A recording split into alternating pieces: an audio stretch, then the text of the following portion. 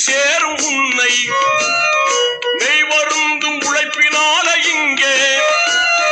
மேன்மையாவும் வந்து சேரும் உன்னை செய்யும் தொழில் வாழ்வில் ஜீவனாகும்